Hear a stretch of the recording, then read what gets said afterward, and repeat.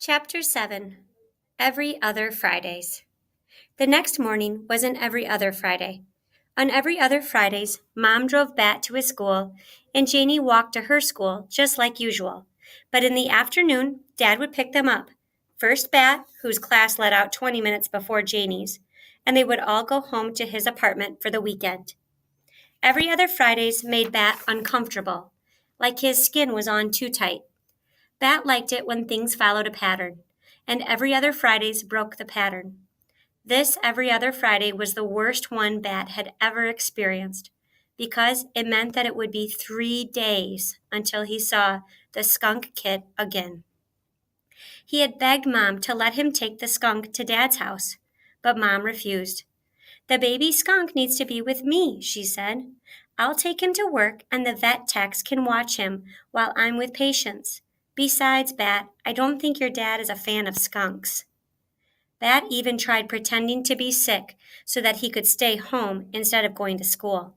He told Mom that he had a sore throat and achy ears. Bat hardly ever lied. It made him feel itchy. But even though Mom's patients were animals rather than humans, she was still a kind of doctor. She shined a light into his ears and made him say "ah" as she looked down his throat. "You're not sick, Bat," she said. "You just want to stay with the skunk kit." "He needs me," Bat whined. "Bat," Mom warned, "don't let yourself get all worked up, okay?" Sorry, said Bat.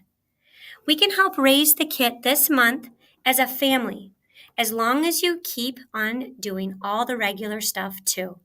School and Dad's and homework and everything. If the skunk kit is too big of a distraction, then I can get Lawrence to take him home in the evenings."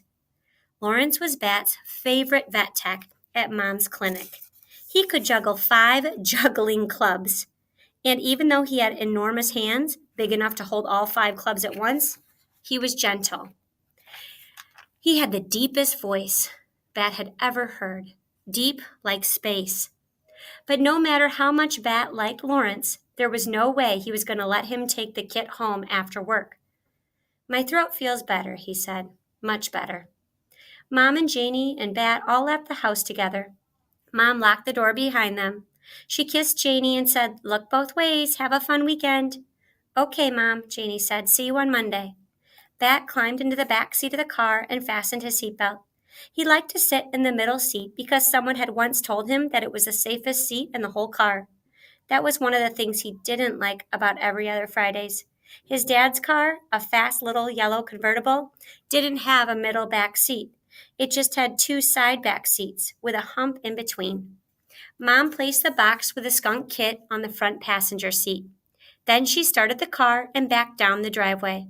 It wasn't a long drive to Bat's school. The distance from their house to his school was exactly 2.3 miles. Bat knew this because he liked his mother to push the button on the dashboard each morning, the one that reset the trip meter. Bat spent the entire 2.3 miles trying to come up with a reason why he shouldn't go to Dad's, even though it was an every other Friday, a reason that wouldn't make his mom give the kit to Lawrence. But he couldn't think of anything.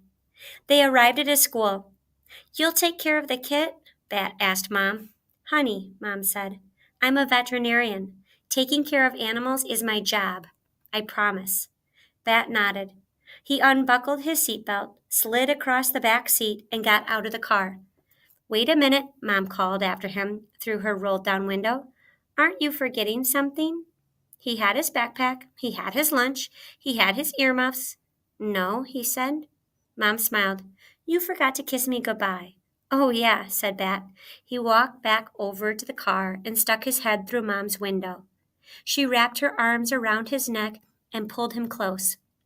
Her wavy brown hair tickled his nose. "Goodbye, little Bat," she said. "I'll miss you." Then she kissed his cheek.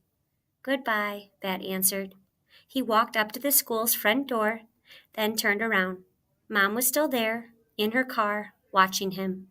He raised his hand and waved. Mom honked the horn at him. 3 light, happy honks, and then she drove away.